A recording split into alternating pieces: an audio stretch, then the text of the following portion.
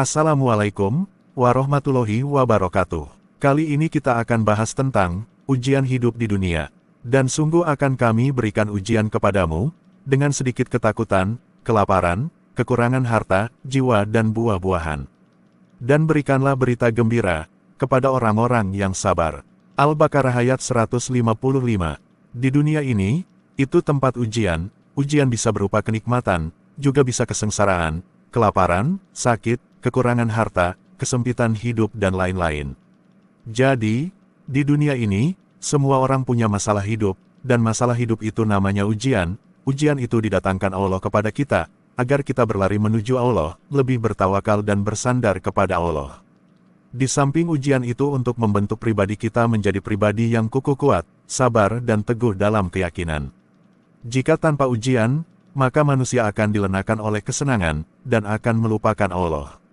Ujian itu juga bisa dijadikan tolak ukur kedudukan, atau makom orang itu di sisi Allah, apa sebagai orang yang sabar, atau orang yang syukur.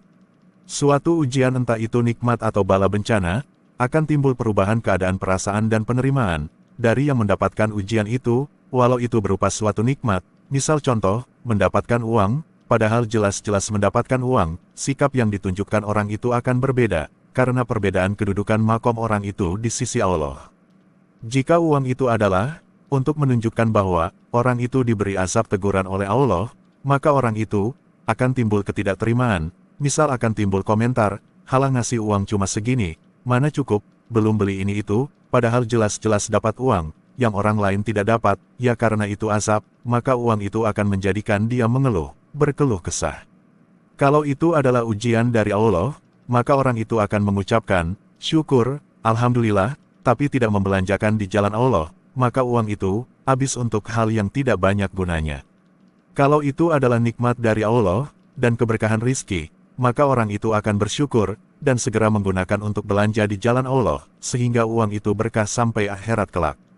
Itu tidak beda dengan ujian kekurangan rizki, kesempitan hidup dan kemiskinan. Selama manusia itu beriman kepada Allah, maka Allah akan mendatangkan berbagai ujian, silih berganti, walau ujian itu datang berupa azab dari Allah. Misal seseorang diberi rasa sakit, lalu dia mengeluh, tetap saja rasa sakit misal seringan tertusuk duri, bagi orang muslim itu akan mengangkat dosanya, sehingga meringankan siksaannya di akhirat kelak.